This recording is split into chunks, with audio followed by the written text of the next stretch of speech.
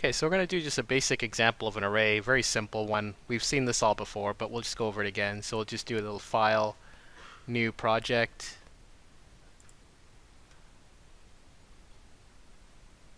Alright, we're going to use a console application this time. So we're just going to use a very basic command line, just getting used to the idea of accessing an array. So we'll call this one exercise 1. Give it a home as well.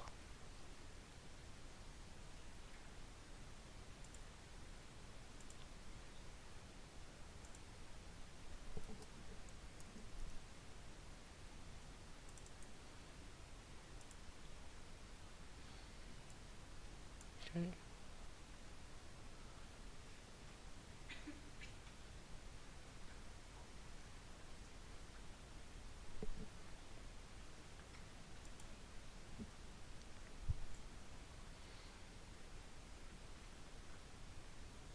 Alright, so we'll focus our attention on program.cs, which as we all know by now has main inside of it. And all we're going to do is just define a simple array. Small little array. We'll just say int with square brackets x is equal to, and we'll just put 5 numbers here. So like 55, 22, 88, 66, and 11. Alright, so a simple array there. We're just going to go over how we can define an array, how we can print it out, how we can pass it between methods. So nothing new here, just something we've all learned from Java, and we're just bringing it over. Right? So let's create a small little method to be able to print the array and print its specs out, and see how the different characteristics of arrays work inside here. So we're going to create a new method right below main. I'm going to start off with being able to just print out the array to the user. So I'm going to create a new method. Right here we're going to say private static void print array, passing in int my array.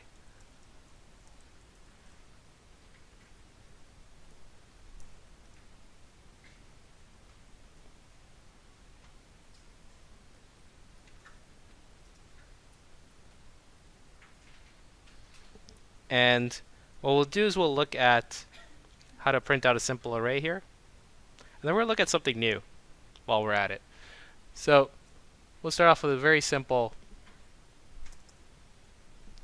for int I equals 0, I is less than my array dot length, I plus plus.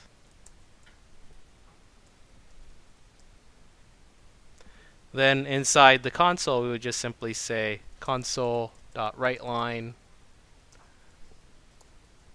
and say x, opening square bracket, and then do the curly 0, closing square, is equal to, and then curly 1. I'll use a new line, and we'll say I, comma, my array of I. Right?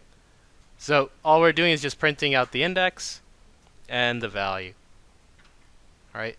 And we're just recapping that we use curly of 0 and curly of 1 to be placeholders of where the variable is going to be inside that write line. So no different than like a %d or %f, except we don't really care much about the data type that goes along with the particular variable we're printing out.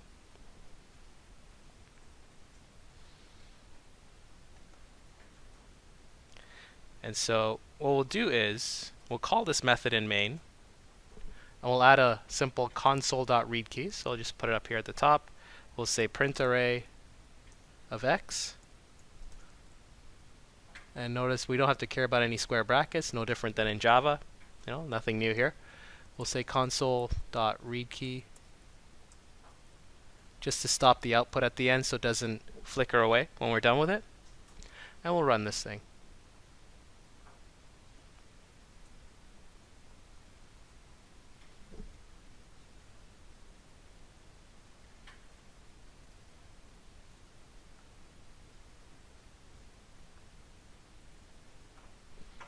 we should see an output like this, where it says x of 0 is 55, x of 1 is 22, x of 2 is 88, x of 3 is 66, and finally 11. So nothing new here. We've done this all in the past with Java, and we're accustomed to this. So what we may want to look at now is that there's another approach to printing out arrays. It's using the for each loop. And so the for each loop is a way to simplify printing out arrays by being able to take away the common for I equals 0, I is less than length I plus plus, and just simplifying it down to redefining a variable here. So if we look back at print array, and I comment this out, maybe I'll just put a little message here that says before, put after up here so we can see it. And what we'll say is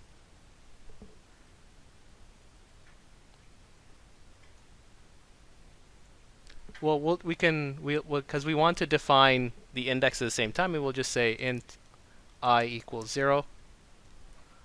But we would simply say for each, and we'll say like int because that's the type that's inside the array. So we have an array of ints. Call it num in my array.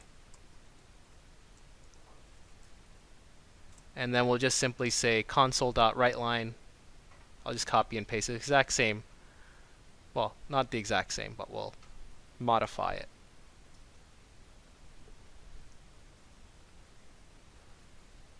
So this will become I++, and this will simply be num.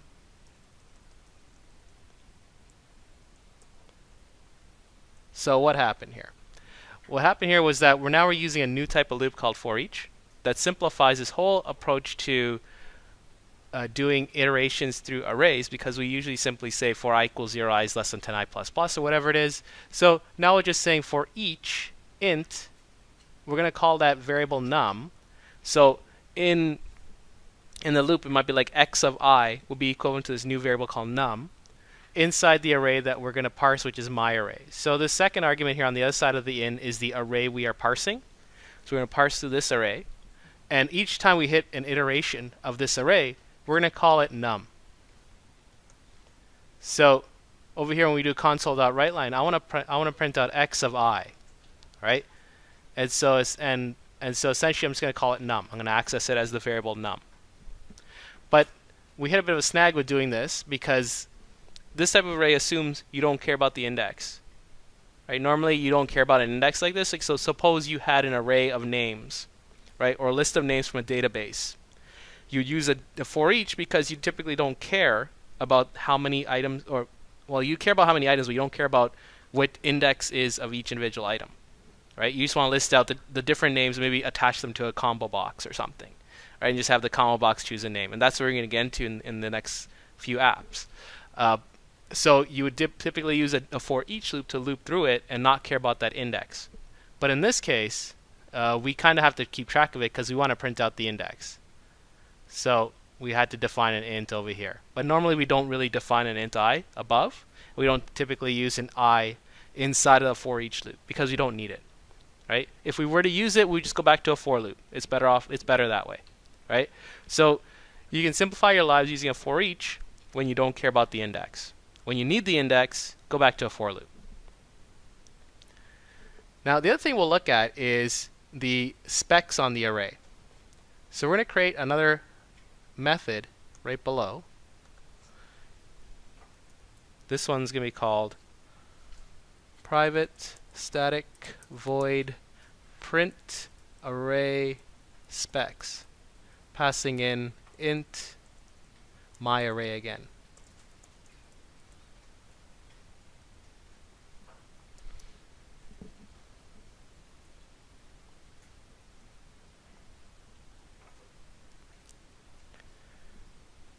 And what we'll do here is just a bunch of console.writeLine. So we'll just say console.writeLine.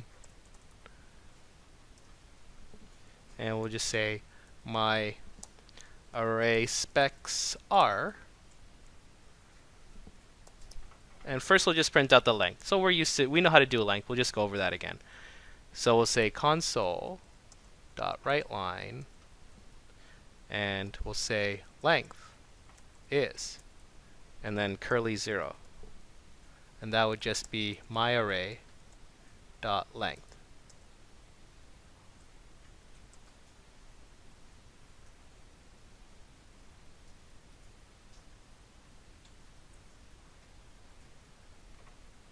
But we also talked about rank. So let's find out how many ranks there are.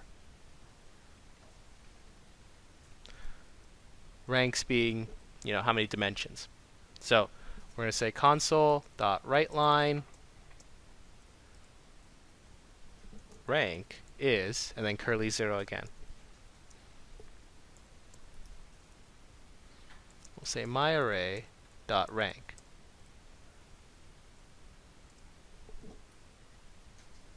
And then we'll print out the length of one of the dimensions in the array.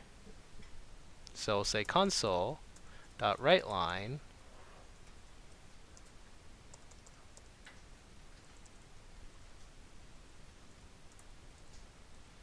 we'll say length of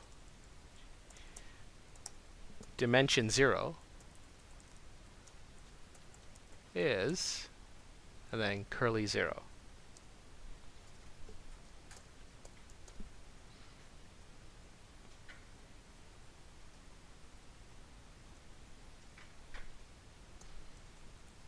This will be, I'll put this on a new line.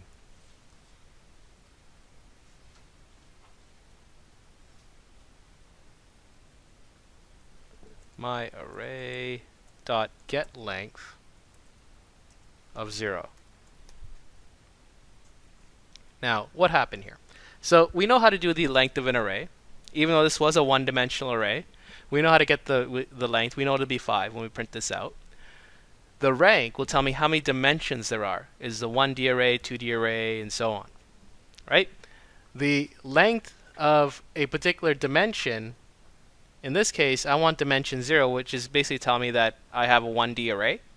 So it's going to tell me that it's going to be 5, right, when we run this thing. Because I only have one dimension. Now, if I had a 2D array, and I want to know the length of the other dimension, right, I could just say get length of 1. If I had a 3D array, I could find the length of that third dimension. So get length of 2, and so on, right? So I can use get length to figure out what the length is of individual dimensions in the array. Right? So that's available at our disposal. Now, another thing is we can try sorting out the array. We can sort the array as well.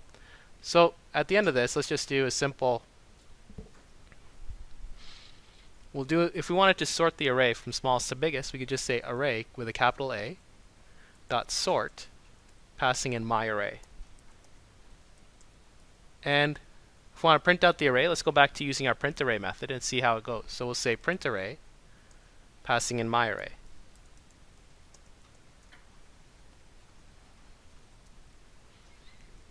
Now all I have to do is call this in main, and we can run this thing.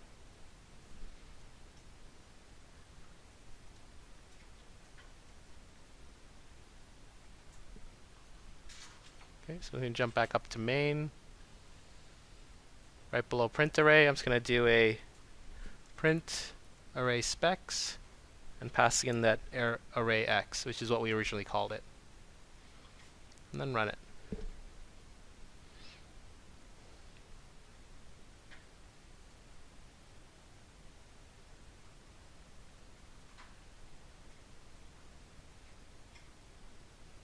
And our output. So we saw the original output of 5, 22, 88, 66, 11. My array specs are length is 5, rank is 1, dimension of length of dimension 0 is 5, and then we printed out the sorted array after, so now it's 11, 22, 55, 66, and 88. So if we want to sort the array, smallest to biggest, no longer do we have to actually write out the sort code. We say array.sort, it's built in, allows us to do that.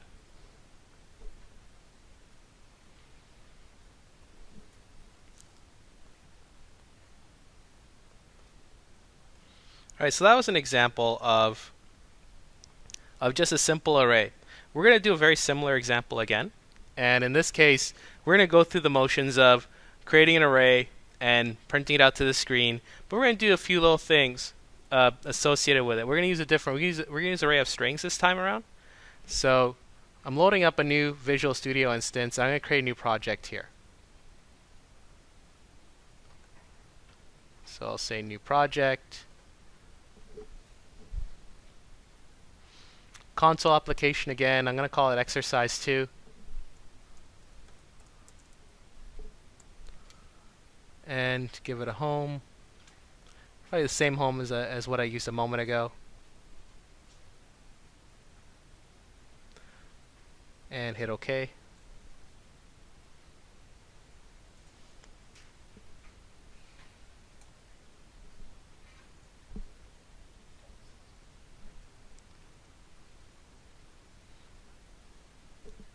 Alright, so this will be like our horoscope here. So we're going to do like a string of prediction, or an array of strings of predictions. So inside main,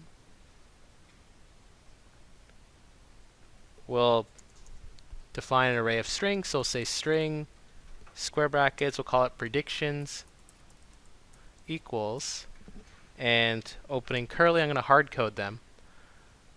So we'll say you will get hit by lightning today. These are going to be so positive. About the second one is your dog will eat your homework.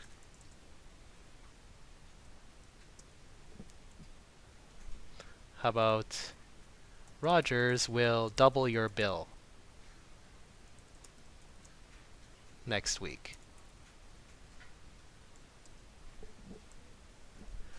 How about, I don't know, you will not pass Java 3.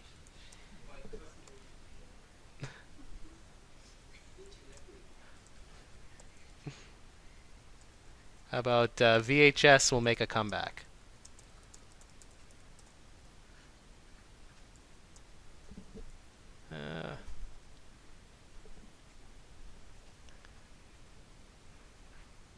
Civil War will suck.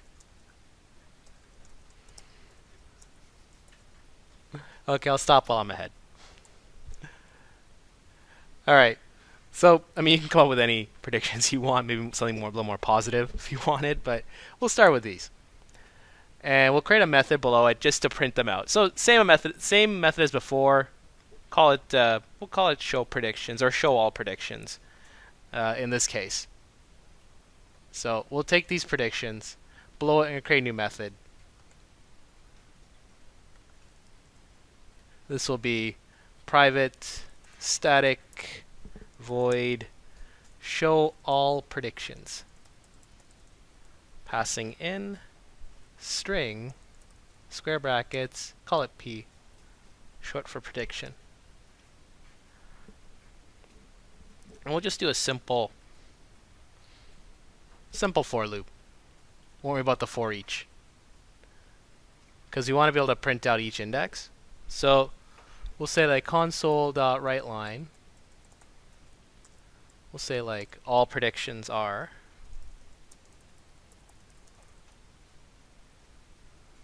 And do our for int I equals 0. I is less than p.length. I++. And then do our console.writeLine. Let's say prediction, and then curly 0 to represent I, and then curly 1 to represent the actual prediction. And I'll use a new line to list out my variables. So we'll say I, comma, p of I.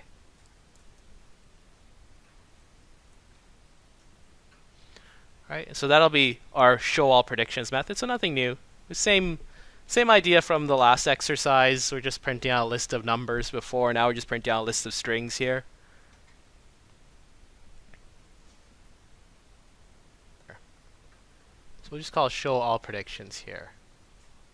Just inside main, just below our definition of of the prediction. So we'll say show all predictions, passing in predictions, and do a console read key. Right, just so we can stop our output. We'll run this thing.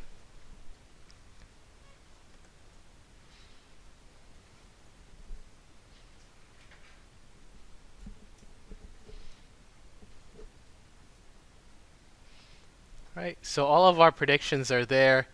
They're all very positive and make you want to get out of bed every morning.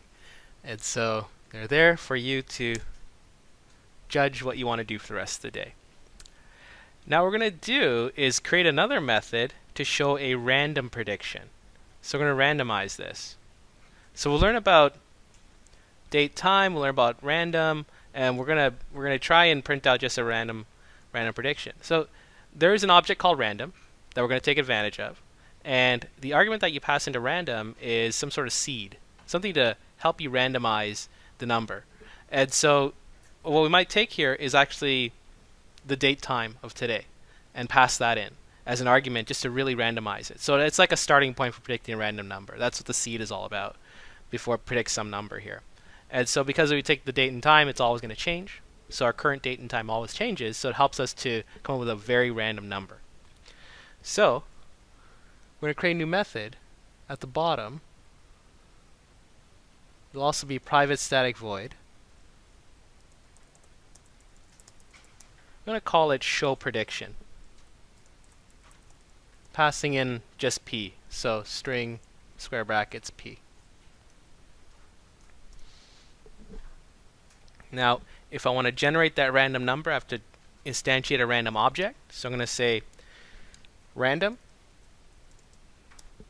call it random with lowercase r, is equal to, so random equals, we'll say new random. Now that's our typical definition of a instantiate object, right? But we got to pass in an argument, and so we had to pass in our seed in this case. So a starting variable that helps it to come up with a random number. So like I said, we're going to take date and time and pass that in. But the date time object, which is a very useful object in .NET, right, it can tell us the current date time by just saying datetime.now.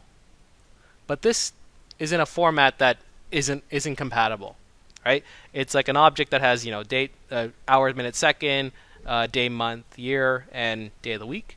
So we need to narrow it down. We can say .ticks. Oops, T-I-C-K-S.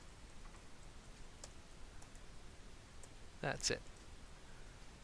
And because this type is in long, I believe. Let's see here. It is long, yes. So we want to convert it to an int because random takes int.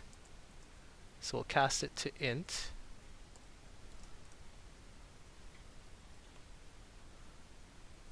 So now we've generated a really random number.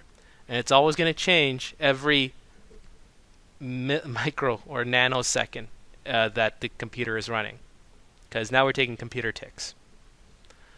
So we have a random object. Let's generate a random number. So let's make it really random. We'll just say int ran is equal to, and we'll say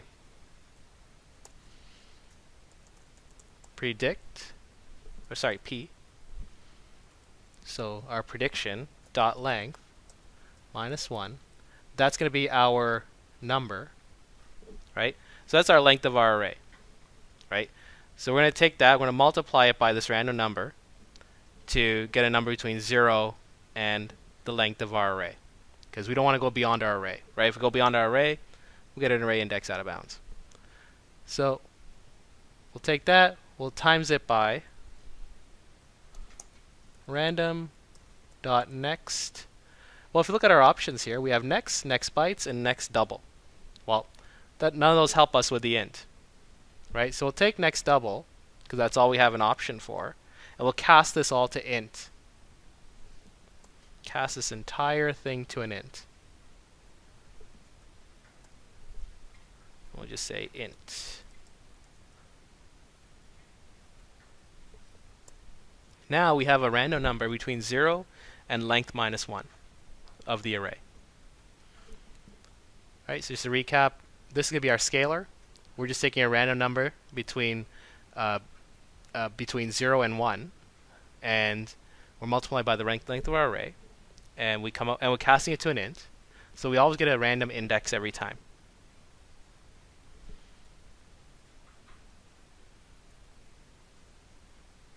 Okay.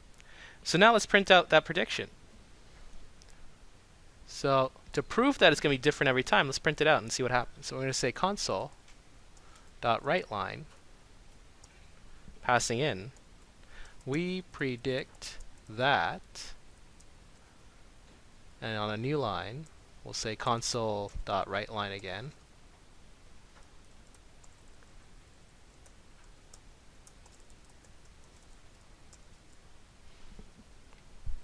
We'll just print out, curly 0.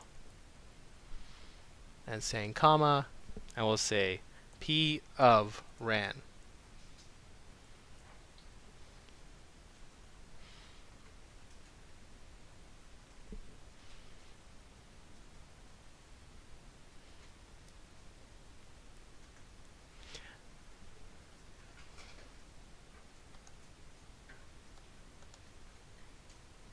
So let's call show prediction at the top inside main, just before show all, or after show all predictions. So we'll say show prediction, passing in predictions, and run this thing.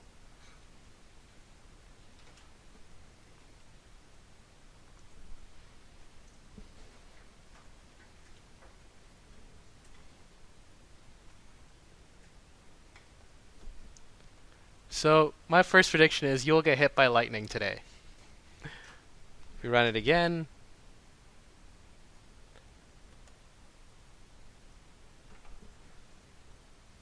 well, it really believes I'm going to get hit by lightning today. Trying it again.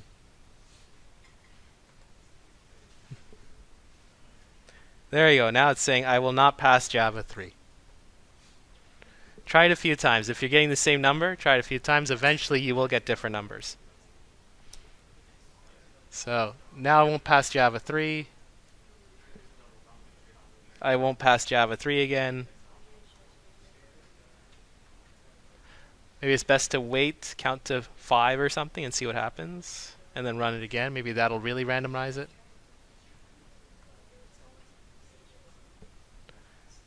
Now it's stuck on you will not pass Java 3.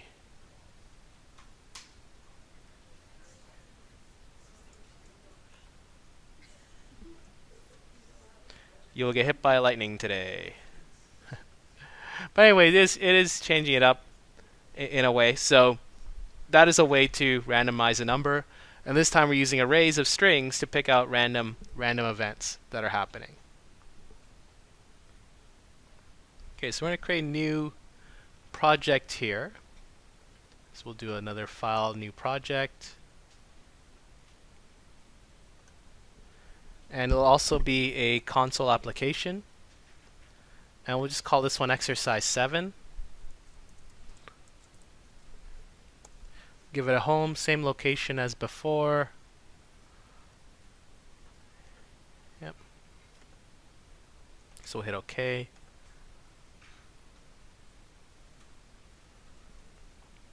And we'll just use the console for one more time, and then we'll jump back to graphical apps after this. So we'll have our main with program.cs. If we look back at the last example we did with the predictions with the horoscope app, we simply just created our different horoscopes, right? So what we're going to do is we can just copy and paste from the last example. So we're just gonna reuse these predictions. We'll just label this as the old way, because we're going to use a dictionary now. And we're going to take these same predictions now and turn them into a dictionary instead. So the way we would define a dictionary is to look at what we have here. And we know that dictionaries require a key value pair like JSON typically does. So we need to define how our dictionary is going to work. I'm just going to move down below here. I'm going to define a dictionary. So I'm going to say dictionary, and then in angle brackets, so opening angle bracket here, I need to provide a key and a value, a type for the key and a type for the value. So the type for the key will be string, and the type for the value be string. Now, we know that the value will be one of these, and we know that these are string. So the second argument, string, makes sense. The first one is up to us. But we're typically using strings because that's the best way to define a key in a dictionary. So we're using a string here. Now this one changes most often to be whatever data type you're using for that value, right? So we'll just call it pred equals new dictionary string and round brackets next to it. So we're just basically reusing the string from up here and just adding round brackets to invoke a constructor for the dictionary type. So this is how we define a dictionary object. It has 0 items inside of it. Okay? And now we're going to proceed to add stuff to the dictionary. Now, the way you add stuff to a dictionary is actually really convenient, really easy to do. So we might say pred of, and double quotes, we'll call it lightning. Or just call it light for brevity's sake. So pred of light is equal to, and I'm just going to take that first string up here and put it here. And paste it here. Right? So you'll get hit by lightning today. And that's it. You've basically defined a dictionary of 1. So now every time I refer to light, it's going to always return you will get hit by lightning today. So the next one, we'll do pred of dog is equal to, and we'll just take the second one, your dog will eat your homework.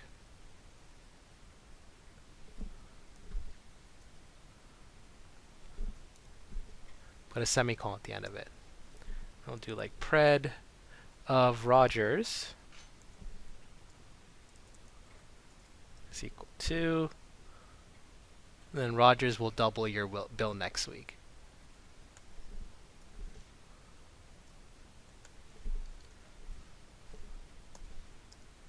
Right, and then pred of Java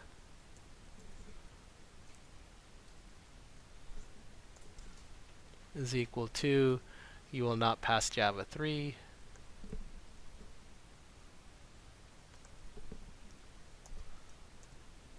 And let's say pred of VHS is equal to, VHS will make a comeback.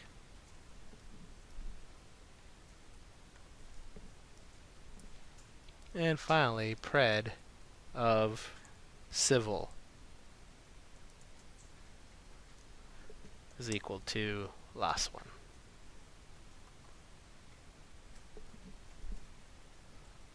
I really hope I don't get sued for this.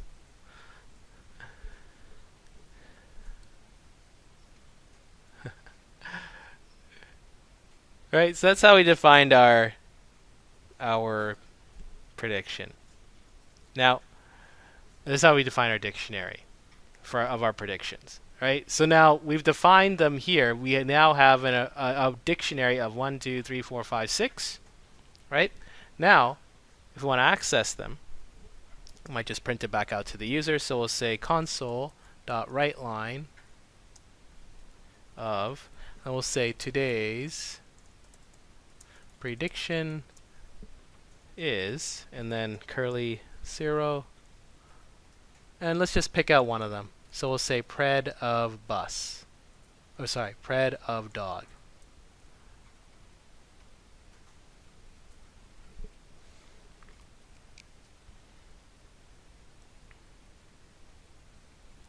Now let's try using this in a for each and print them out back to us. So if I want to print out everything in the dictionary, I don't know how big the dictionary is. I could find out. But if I just want to print stuff up and not care about the index, but instead the key and the value, the for each is a perfect thing to use for a dictionary. So saying for each, and if I don't know the type, the nice thing about C# is that you have the var data type. It basically says, I don't know what type this is. Right? We used var for message box, which was great. Right? So now we can use var here again. And I'll just say var s in pred. And I can simply just do console writeLine for the key value. So I'll just say console.writeLine, passing in curly 0, colon, and then curly 1, and then comma, and I'll use a new line for this and just say, if I want to know the key value, I'll just say s.key, comma, s.value. And let's just put a console read key down here.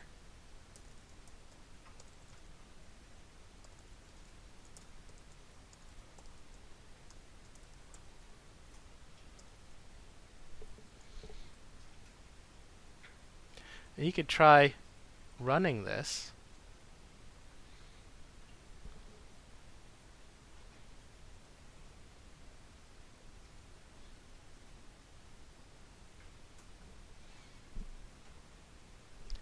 And this is what your output will be.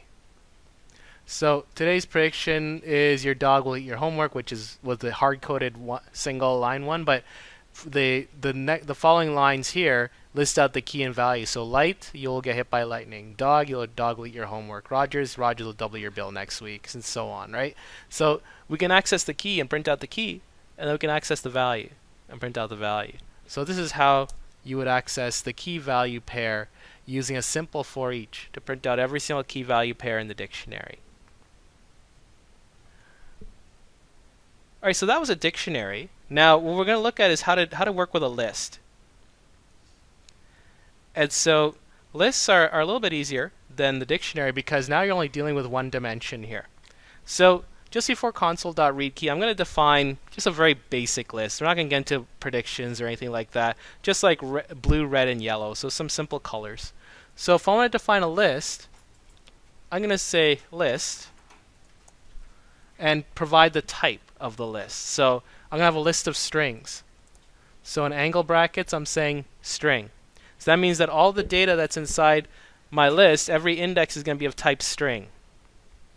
So we have list string, I'm going to call it colors, is equal to new list string with round brackets to invoke the constructor for list.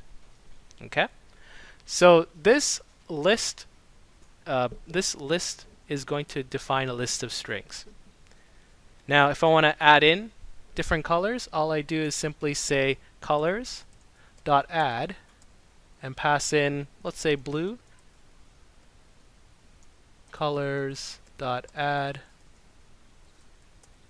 and we'll say red, colors.add,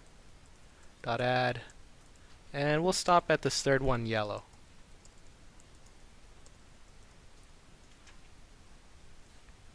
Okay, and let's just do a simple for each just to print this out. Okay, now unlike the dictionary, we kind of know what we're dealing with here. So we're just going to say for each for strings. So we're going to say for each string s in colors. And let's do a console.writeLine. So we'll say console.writeLine. And we'll just say like color and then curly 0 and comma s. And that's it. We'll have our console read key below. So here we've basically just defined a very basic list. So it'll have like blue, red, yellow, and we'll just do a simple for each to print out each individual color. And let's see this in action.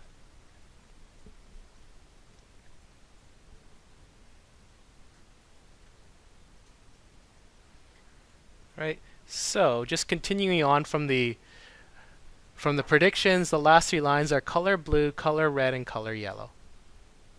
Right?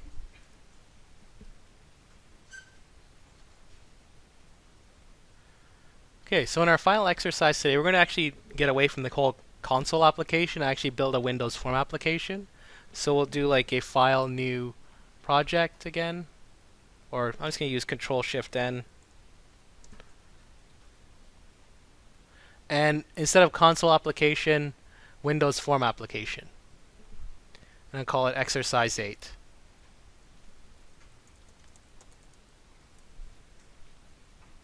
And same home as before. Right, just making sure, yep, I have the same location. Create directory for solution. So again, Windows Form application is what we're going for this time around. And we'll hit OK.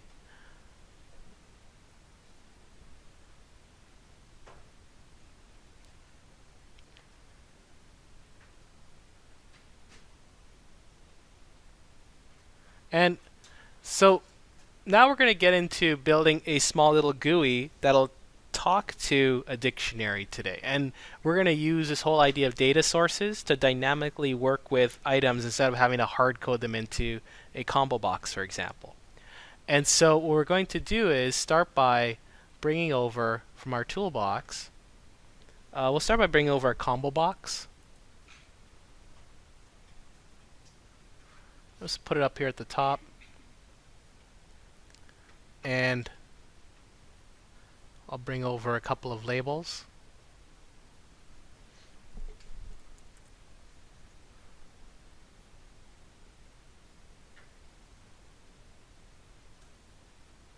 And I'm going to take a copy of this label, put it just above the combo box. We'll talk about what goes on in these labels in a moment. And we'll add a couple of text boxes and a button.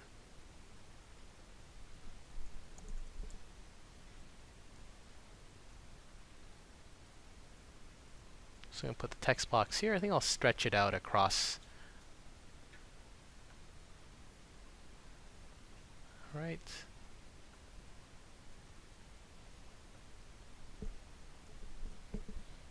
Put one just below. And put a button.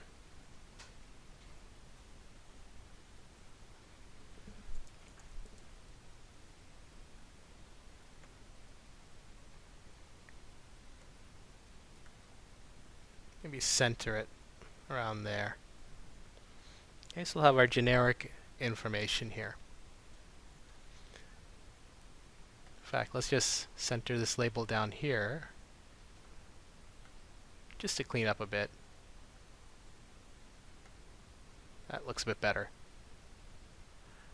All right, so now what's going to go on in this application here? Let's start with this first label. It's label 2 right now. I'm going to say for the text,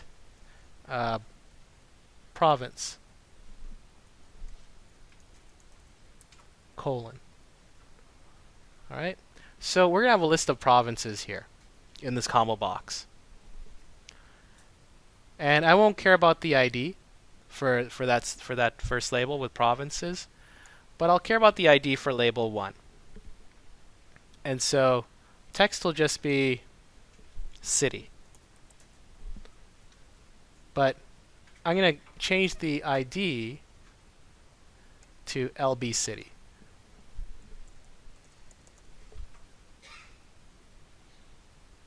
All right, so this label will be referred to as city.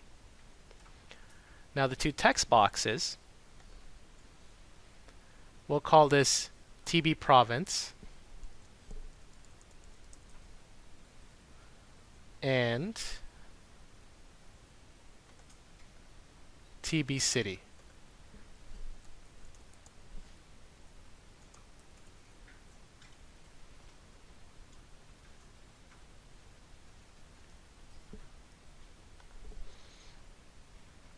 And maybe for the province and city, we'll add some text as well to it.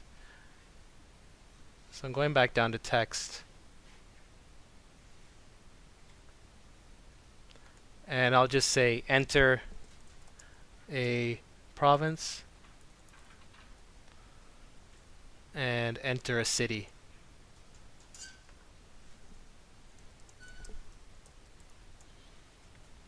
Right, just so the user knows. Maybe you can, if you really want to clean it up, maybe text align center. So for the text fields, I'm doing text align center, just to clean it up a bit. Now for the button, we haven't touched the button yet.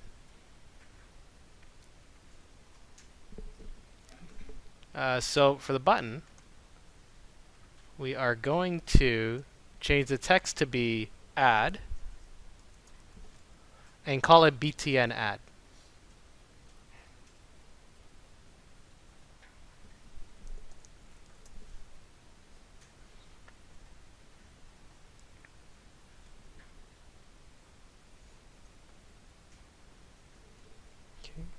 So we have our GUI, very basic GUI, drop down combo box, province will be listed in the combo box, city here, and then enter province, enter city, and we'll have add.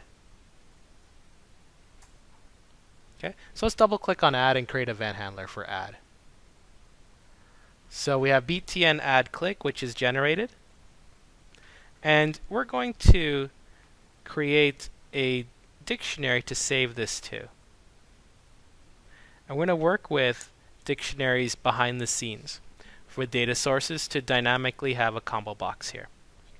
So we're going to do first inside this form object is go to the top and define a dictionary. So just above the constructor, I'm going to say private dictionary, and we'll say string. All right, we'll call it provinces equals new dictionary string. All right, so we're going to have our dictionary here.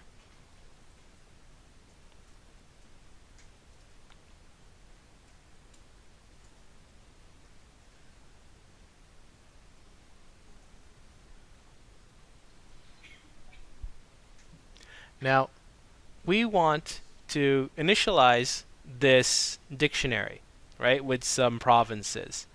And then we want it to display in the combo box. So we have to go back to our form for a second. And we have to create an event handler for loading. Now, we learned about loading in the last exercise where we went to the lightning bolt on the side here for the form. But so for first we have to do is we have to click on the form, make sure that all the circles are surrounding the form itself. Then we go to the event handlers, so the little lightning bolt in the properties box, and we look for load. And by default, load is typically highlighted as the first thing because it's probably the most common one that people need for the form. So we double click on load. It's going to create a form1 load event handler. So again, just to recap from last time around, we auto run form_load upon loading this form on the screen. Okay? So let's initialize our dictionary here. So we'll say like provinces of Ontario is equal to, say Toronto. Then we'll say provinces of, we'll say BC is equal to Victoria.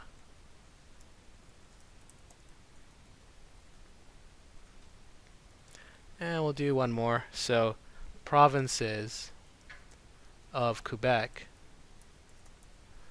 is Quebec.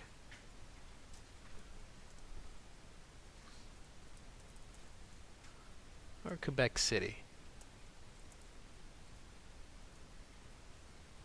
Right? We'll start off with these. The purpose of the form is so you can add more. Now, we want this to display the provinces in our combo box. Right? So this alone, if I was to run this form, let's see what happens here.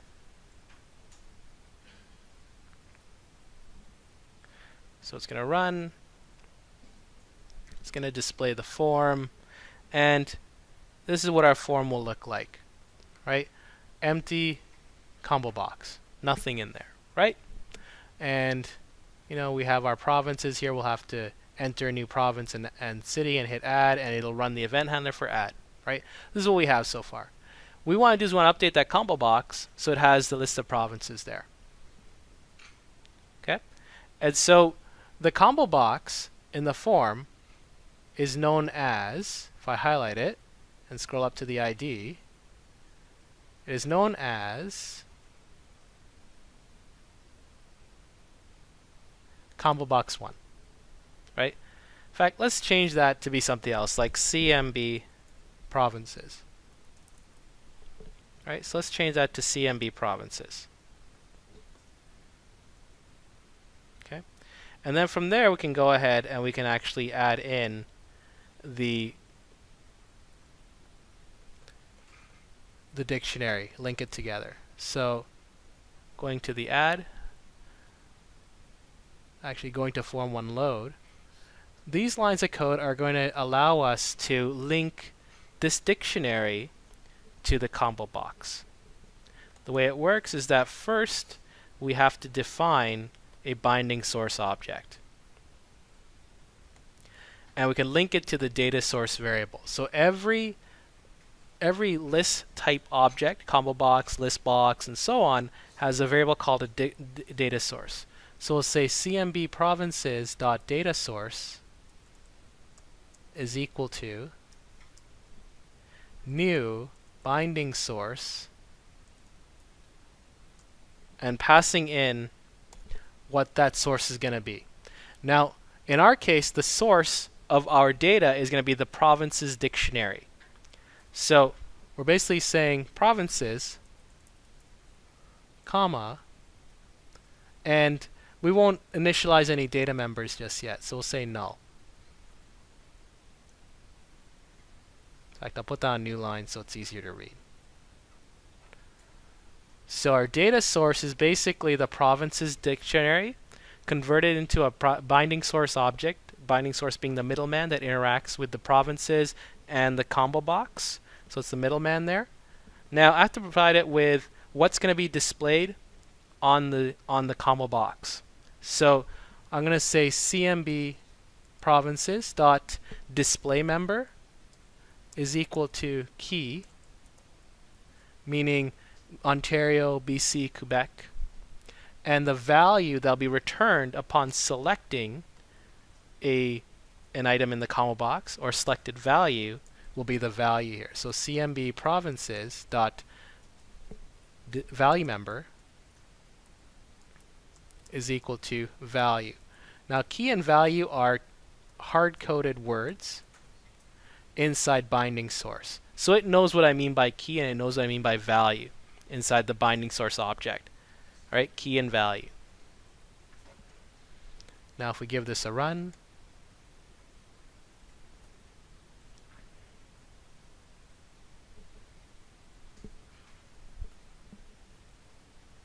we should see something like this. Now my combo box has Ontario, BC, and Quebec.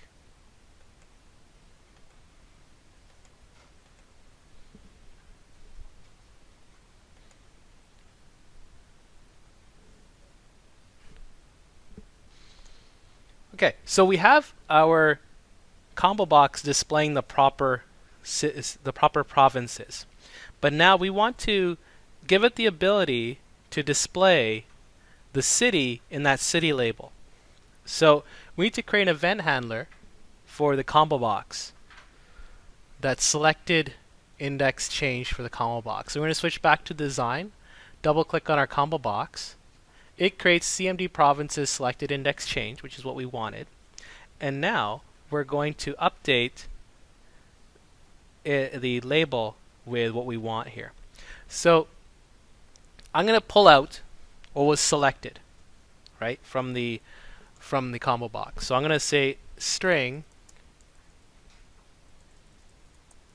s is equal to CMB provinces dot selected. Now we talked about selected in a previous app. We'll go over it again. So if I type in selected but not finish it, there's selected index, selected item, selected value, selected. There's a bunch of these, right? But the ones I care about is either selected index or selected value. And you're going to find as we deal with databases starting next week, selected value is your friend. You're going to be using selected value everywhere.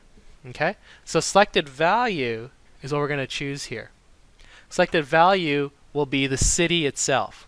Because if we look just above here, value member, we're basically setting the value member to be the cities. So Toronto, Victoria, and Quebec City, right?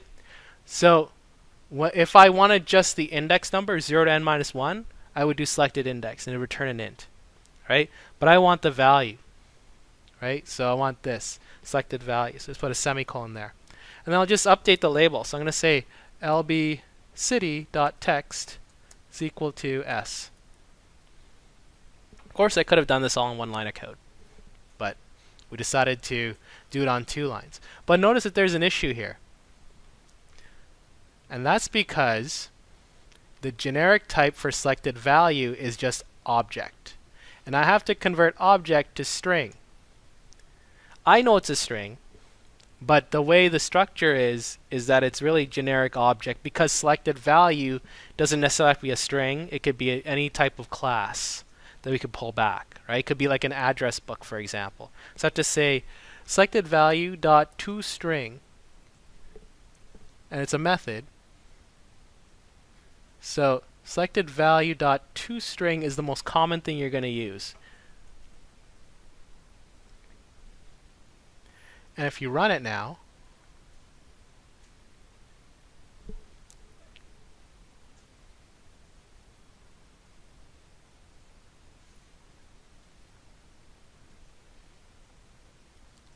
if I choose a city, it says Victoria, Quebec, Quebec City, Ontario is Toronto. Okay, so now we've got the event handler going for the combo box. We've got the label updated with the current city. We have enter a province, enter a city, and add the add button that we still have to implement here. So let's finish off this app for today by going to our event handler for the add button, which we already did. So we had btn add click. So now if I want to add something to this event, to this dictionary here, all I have to do is retrieve the information and then refresh the data source. So I'm going to say string prov is equal to tbprov.text. String city is equal to tbcity.text. Right, so I have my province and my city. Right, I've retrieved it from the text boxes. Right, now I want to add this to my dictionary. Well, it's pretty easy to do. All I have to do is just say provinces of prov is equal to city. So if I enter in Nova Scotia as my province and I enter Halifax as the city, that's really what's going on there. Now, I've updated the dictionary here. So the dictionary object is updated now and it has this new item that's added in. Right? Now, I have to refresh the combo box. So it's a 2-step process. First, I refresh the data source object and then I refresh the combo box. Okay, so first I refresh the middleman, then I refresh the control. That's how it goes. So I'm going to say CMB provinces dot data source is equal to new binding source again of, I'll put this on a new line, provinces comma null. So same line of code we had in the combo box, right? I don't need to redefine the key and the value. That's already done, so I don't have to redo that. I just have to simply refresh the combo box by saying cmb provinces dot refresh. And this will refresh the combo box. So every list control we're going to learn about has a refresh method that'll say, look back at your data source, refresh the data. And so if I run this a final time, I should be able to add different cities to my combo box now.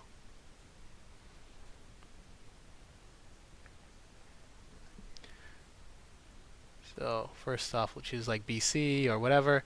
Now I'll type in Nova Scotia, and then I'll type in Halifax. Right? Refreshes. Go. Now I see here Nova Scotia. Choose that. I see Halifax. Let's add one more. So we'll say New Brunswick.